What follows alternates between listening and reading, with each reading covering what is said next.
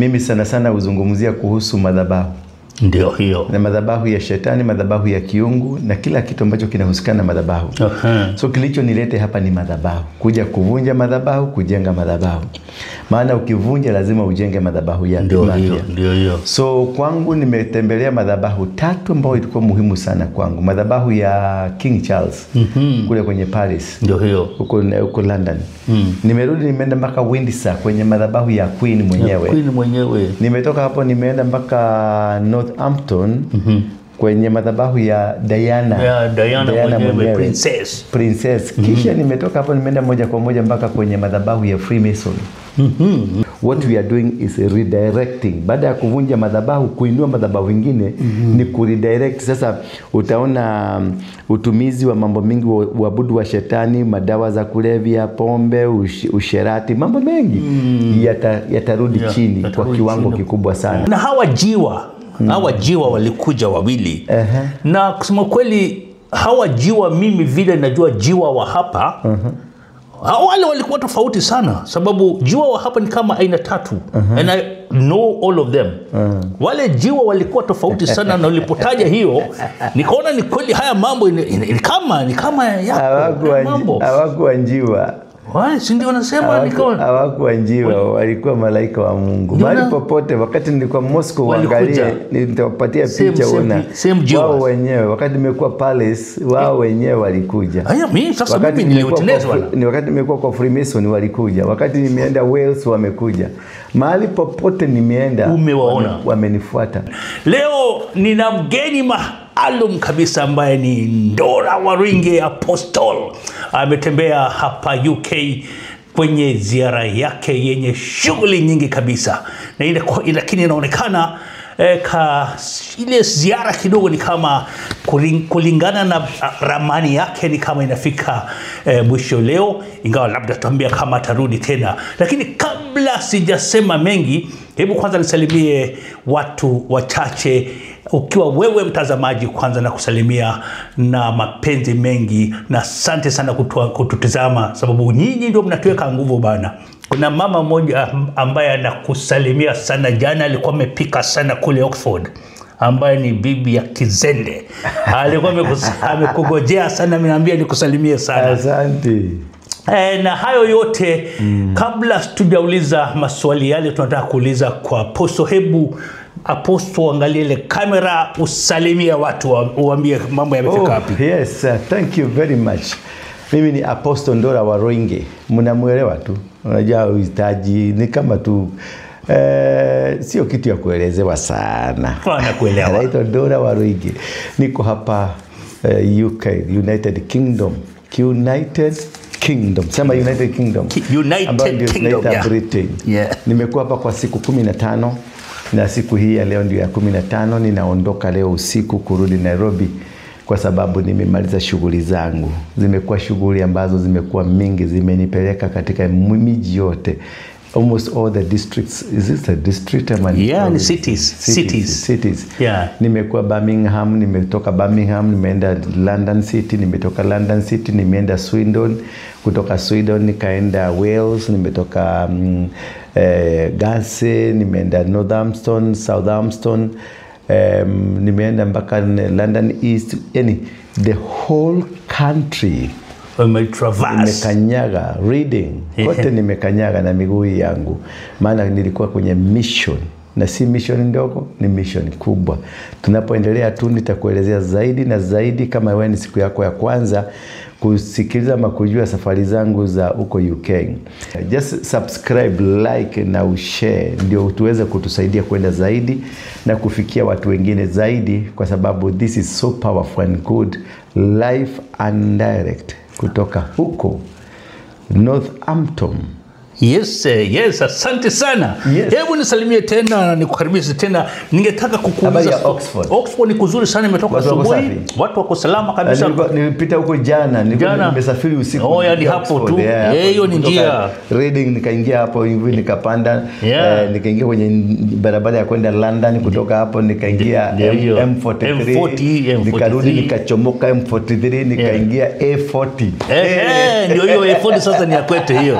Yes. Yes, ni sawa. Nimeelewa. Umeelewa kabisa. Umeanza kutamba yani. Huko hakuna Koinange, hakuna Uhuru Highway. Ni ma M40, ma A40 what. Lakini ningependa kidogo tu atuguzie kati ya zile sehemu zote ambazo umetembelea. Ni gani ilikuwa muhimu sana kwako? Sehemu 3 muhimu sana ambazo zimesaidia katika hali ukiangalia kwenye taratibu zangu na kwenye mafundisho yangu. Mimi sana sana uzungumzia kuhusu madhabahu. Ndio hiyo. Na madhabahu ya shetani, madhabahu ya kiungu na kila kitu ambacho kinahusikana na madhabahu. So kilicho nilete hapa ni madhabahu. Kuja kuvunja madhabahu, kujenga madhabahu. Maana ukivunja lazima ujenge madhabahu ya ndio hiyo. So kwangu nimetembelea madhabahu 3 ambayo ilikuwa muhimu sana kwangu. Madhabahu ya King Charles kule kwenye Paris. Ndio hiyo. Huko London. Nimerudi nimeenda mpaka Windsor kwenye madhabahu ya Queen mwenyewe. Nimetoka hapo nimeenda mpaka Northampton kwenye madhabahu ya Diana mwenyewe, princess. Kisha nimetoka hapo nimeenda moja kwa moja mpaka kwenye madhabahu ya Freemason. Iko Reading pale Freemason walianzia. Hawa watu kutoka Scandinavia. Unajua Freemason haikuanzishwa United Kingdom. Ililetwa na watu wanatoka kwenye Scandinavian countries. Scandinavian countries ni Norway, Poland, Holland, Belgium, Greece, Greek. Hizo ndizo Scandinavian countries ambazo ndizo ziko na wachawi wale wakali.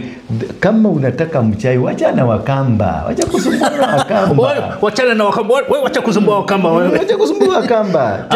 Tungeenda Manaijo. Tembea Belgium. Acha na Manaijo. Ni shadow. Hao ni vitoto vya kutumwa. Nenda kwa nani? Nenda kwa wa Norway. Nenda kwa Waholandi, kule Uholanzi, Poland, uende kwa Belgium. Yani wanajua uchawi. Hivi vingine ni vitoto. Ukienda kwenye sehemu nilifika mwisho kabisa nilipitia kwenye Stonehenge. Stonehenge hapo ndio wanajua. Sasa wachawi walidistributiwa kutoka pale. Hapo ndio wale wachawi wana control economy ya United Kingdom. Ama ya ulimwengu pia. Pia ya ulimwengu. Ina control kwenye sehemu inaitwa Stonehenge. Sasa hiyo sasa ukitembea sasa uende hapo, urudi uende Norway, uende Poland, Holland, uende Belgium, unaweza unganisha mambo. German.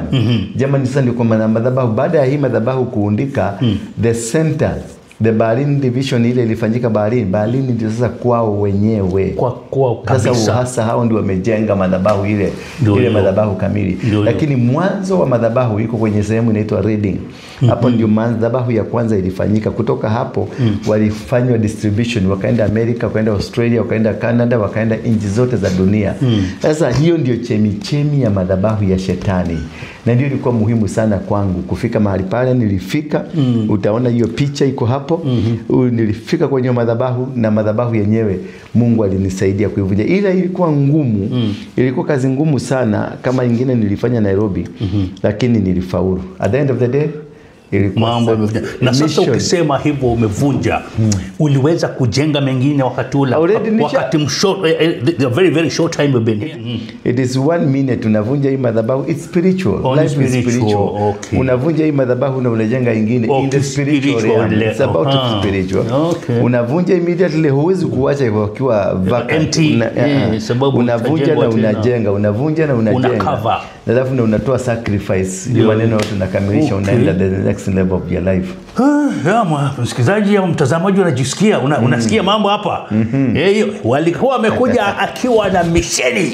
Na misheni bado special missions. Na ningependa kukuuliza ukapata nafasi nyingine ya kuja sehemu hii ama hii nchi tena. Ni wapi umebakisha kutembea ambao ungependa sana kutembea, ama kule umetembea ni wapi ungependa kurudia? Ni kwanza kabisa nilikuja kwa mwezi wa 4. Kuna sababu kubwa kuja kwangu kwa mwezi wa 4. Kuja kwa mwezi wa 4 kuna ambatanisho na kwamba ndio mwanzo wa mwaka. Kabla tuletewe Gregorian calendar, mwaka ulikuwa unaanza mwezi wa 4. Mwisho wa mwaka ilikuwa mwezi wa 3. So katika mwanzo wa mwaka wa 4, kitu cha kwanza nilichokifanya ni kwamba kuna madhabahu niliinua ambao baadaye ndio kaona popo akaondoka bana. Madhabahu ni yake haya na wengine zaidi.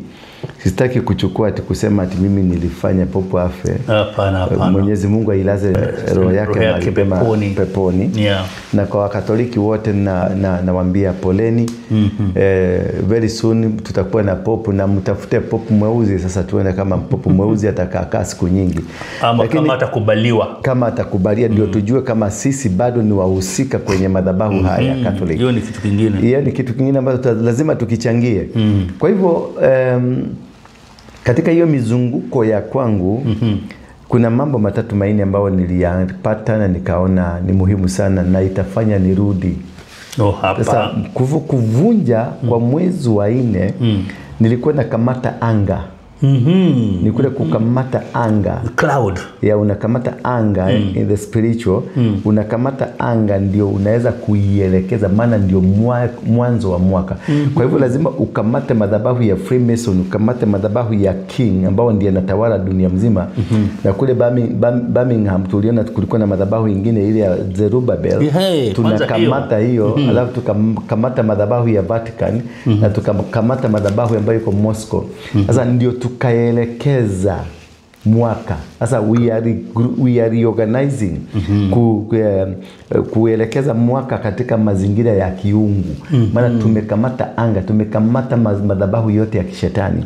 Wale wote wahusika wa madhabahu ya shetani tumewakamata, kazi zao, malaika wao na nguzo zao zote tumezikamata. Kwa hivyo tumesilence the power, tumesilence miungu yao yote.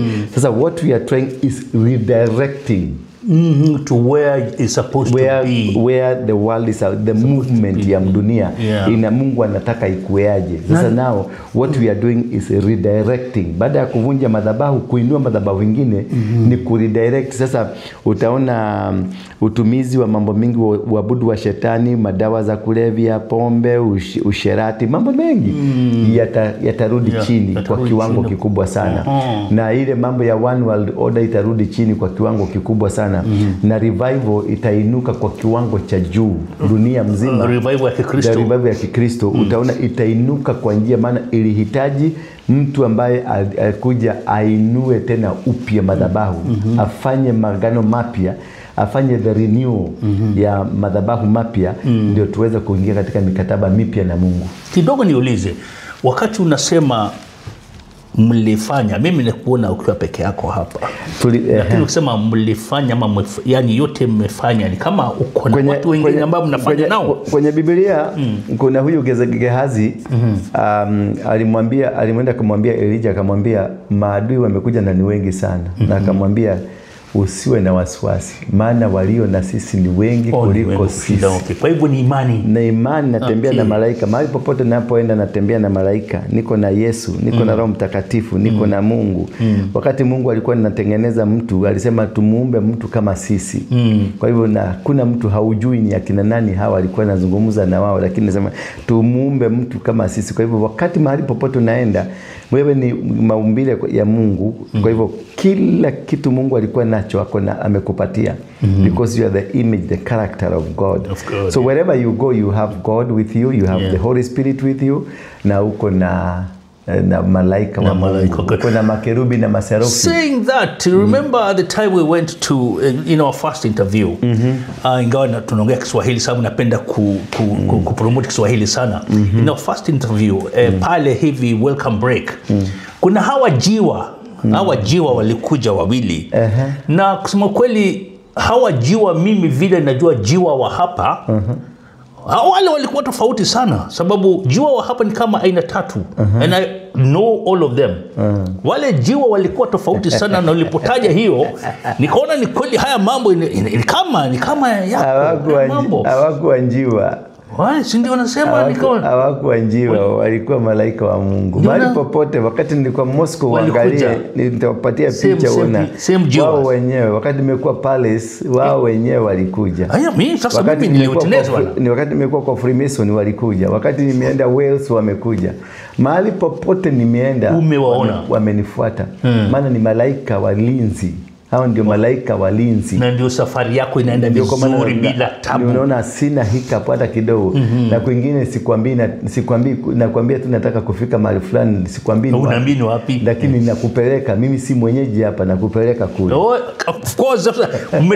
By the way, for in that very short time, umetembea sehemu zingine hata sijatembea. Hujatembea huko hapa miaka 20 lakini hujaenda. Mimi nimeenda 3/4. Nimeenda 3/4 of UK.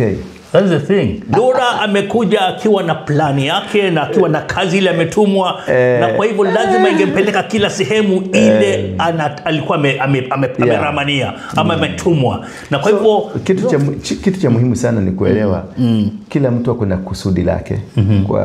Kwa kusudi la Mungu kwa juu yako na mipango ya Mungu juu yako, kila mtu ako na mipango Mungu amempangia. Kwa hivyo mipango yako uliopangiwa sio mipango yangu niliyopangiwa.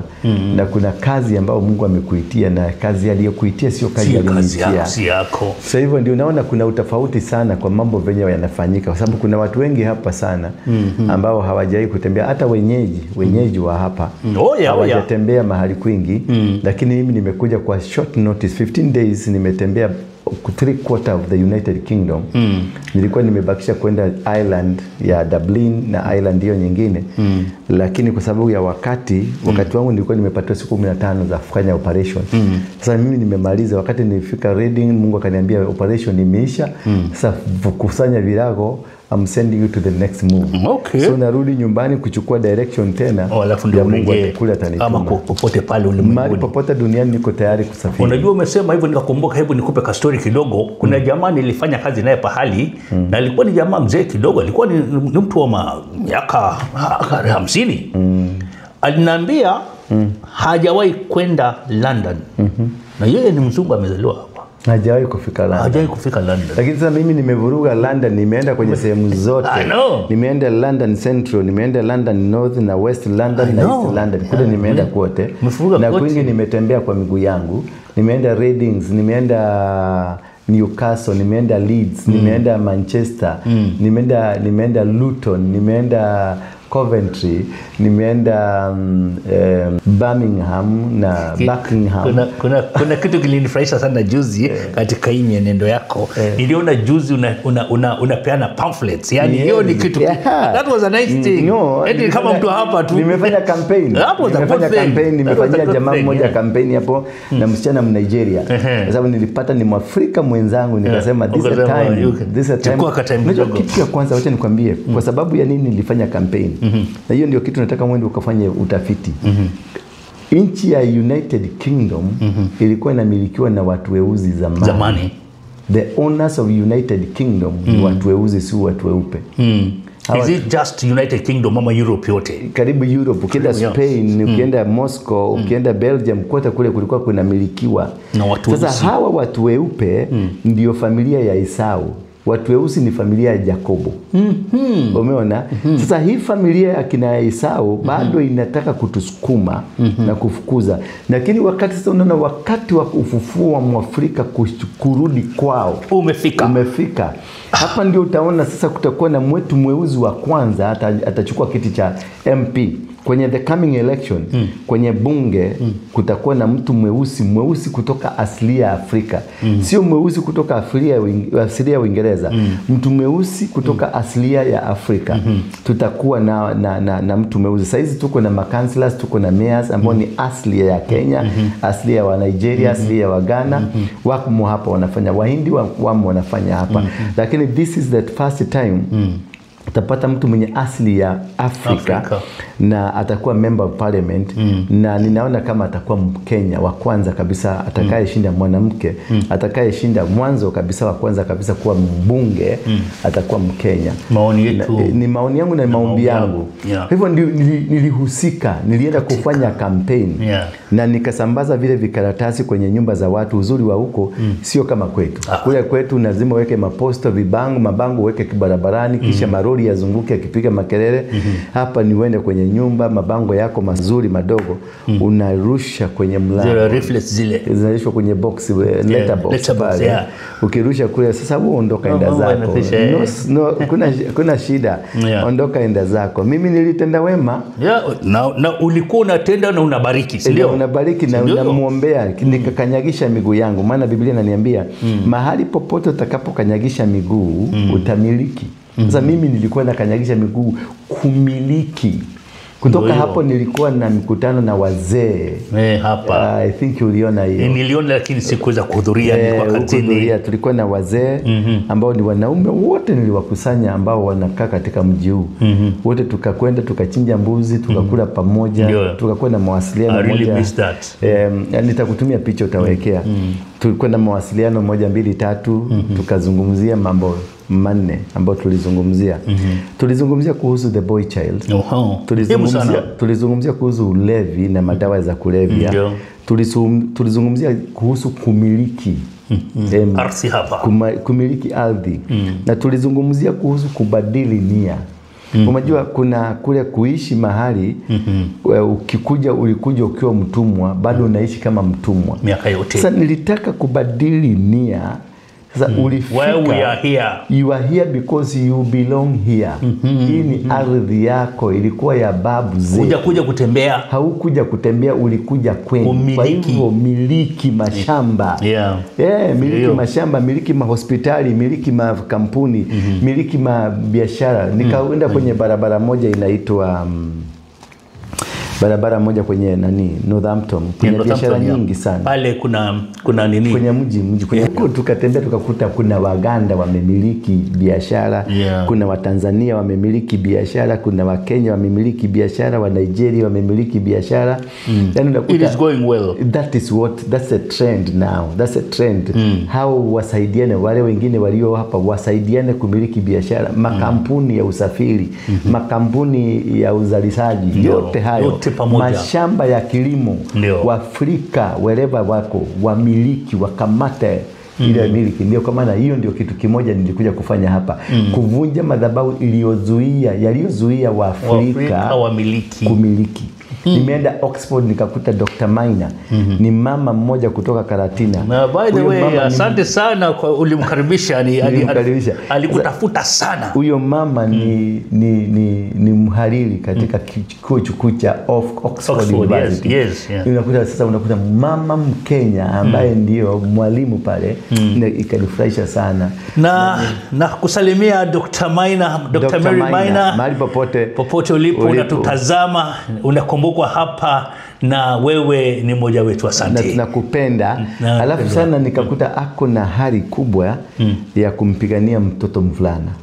Sana. Tutakuwa na kikao kingine, Mungu majaliwa, miezi 2 3 nitakaporudi hapa. Tutakuwa na kikao cha kuita vijana wote wa kutoka Afrika. It's very important. Tuwaite pamoja kwenye kongamano moja, tuweze kuzungumza na wao.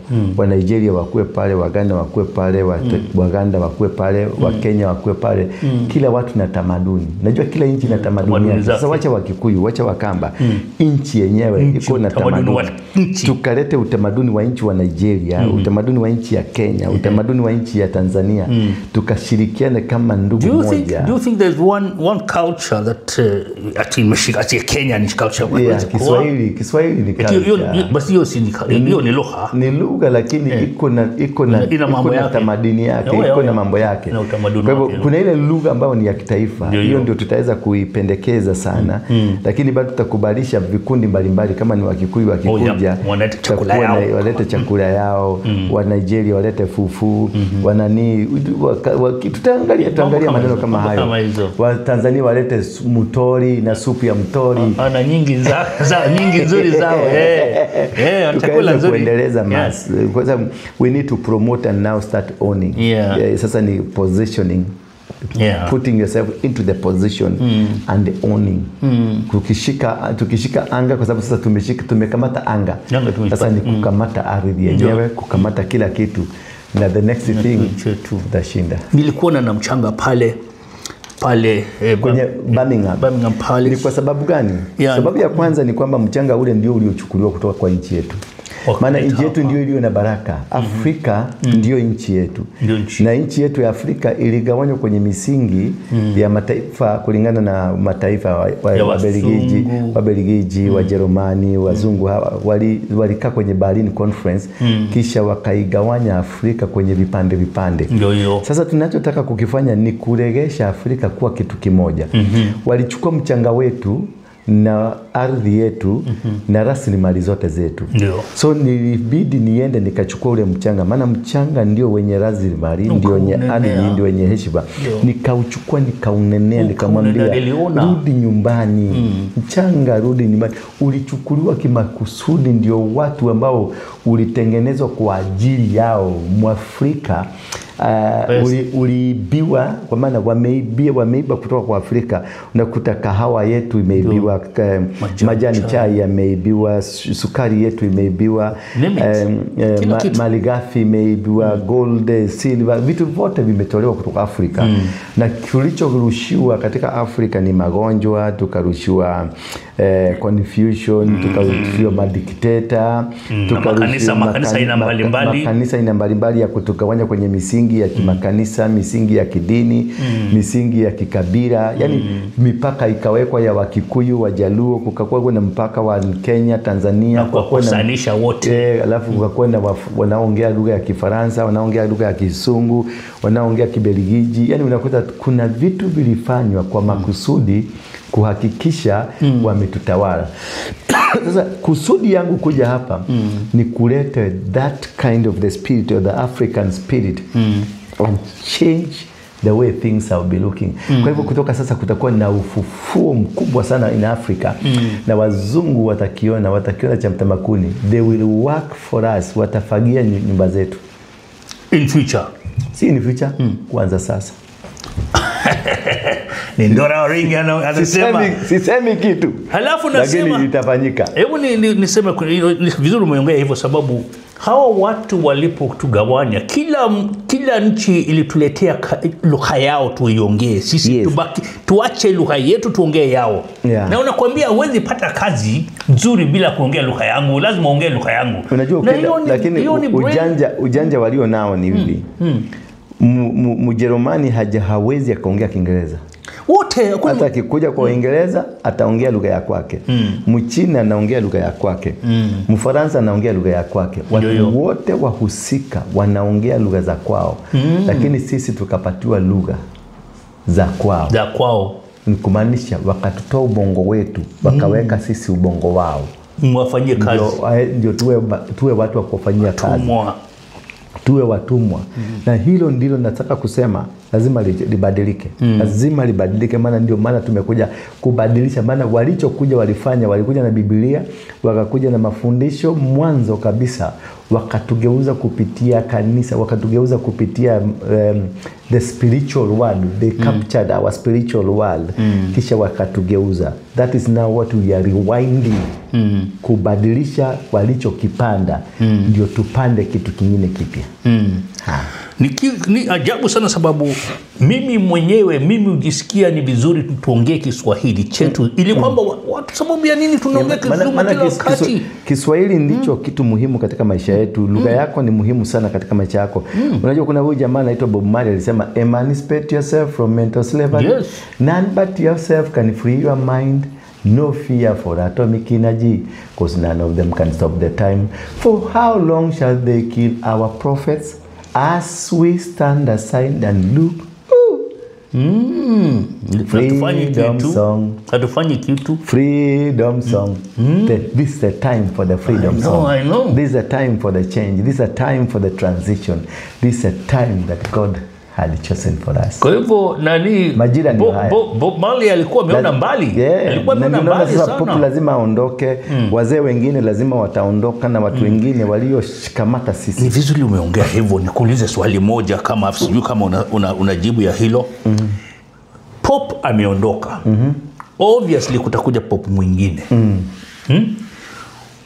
Kingi akiondoka, kutaletwa mtoto wake. Na yale madhabahu ambayo ameshikilia. Wakati uliniona nikibeba mchanga ule, madhabahu yale yalivunjika. Ole ndio ulivunja. Yalivunjika. Oh, okay. Yeah. Wakati ule nimeshika ule mchanga ndio madhabahu ya popu ikaanguka. Okay. Na yeye pia kaanguka. Kuanguka kwa popu wakati wa Easter ni kumaanisha, ni kuashiria kwamba ufufuo, waliokuwa nazuia ufufuo wameondoka. Sasa ufufuo utaingia. Maana kina popu, kina Charles, kina Bama, kina nani ndio waliokuwa na misingi ya kuzuia ufufuo, the revival. Nao maana Mungu amewaondoa kwenye mamlaka, basi unakuta kuna kitu kipya kitaanza kutendeka kwenda mbele. Hata kwenye hao uchaguzi wa popu utaona kuna kitu kitafanyika kisicho cha kawaida. Si cha kawaida. Hata hapa United Kingdom kuna kitu kitafanyika ambacho si cha kawaida. Ni vitu vipya, vitu vingine mbali sana. Mapya. Na utakuta vijana asilia watainuka. Utakuta sasa waliokuwa wanatuongoza, wanatutawala kwa mabavu atarudi nyuma, kisha kutakuwa na mwinuko mpya wa maongozi mapya ambayo kila mtu vijana barabara majensi watafanya wale bana. Mimi naogopa.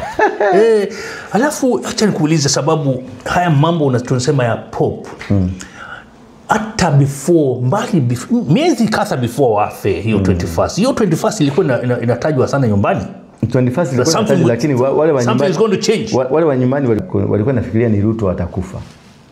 Lakini walikuwa wameonyeshwa kuna walikuwa nasema 20, lakini mimi nilikuwa nimesema wakati nilienda Moscow nikasema pop maisha nini, malengo ya pop, misingi ya pop na kila kitu cha pop kimefika mwisho.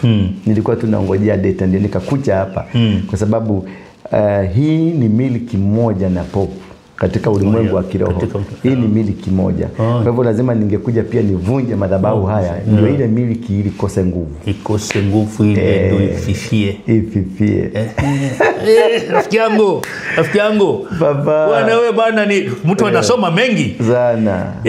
Tuko Northampton na tuko na Ndura Waringe manake apostle na tunajaribu kupanga mambo kidogo ili kwamba jitayarishe kidogo kuondoka kesho, mapema kesho, lakini hatujamalizana na yeye, bado tunaendelea na kuacha na hili kaa nasi, usubscribe ili kwamba utreke kibao mbele kabisa, nasi tutakuweka mstari wa kwanza kabisa kupokea video zetu zikiwa mbichi kabisa, manake zikiwa bikra. Unawaambiaje watu? Moto kutoka jikoni. Na watakia kila laheri ninaposafiri, niombeeni na kwenye safari nyingine pia niombeeni, maana kuna kusudi kubwa Mungu anafanya na taifa letu la Kenya. God bless you. Ngoro kure nyama kimanyedagia phone accessories mahinda maria ndaiguire wira wakwa no acoka thi ni ndathire kwa Best Masako na makindeithia na mbeca cia ku boost wira mahire 500 na riu wira wakwa ni ukirite no gathi wega muno ingikwira wi hau muhuri wa biashara uraigwo hinyiririkite kana wira waku wi thi ni urabatara ku boostwo thie kwa Best Masako ni meguteithia na ndurabatara nginya kuyuria maratathi maingi araniria na ithwe kuhitukira 0712228490 kana wigire rurenda rwa www.bestmasako.co.ke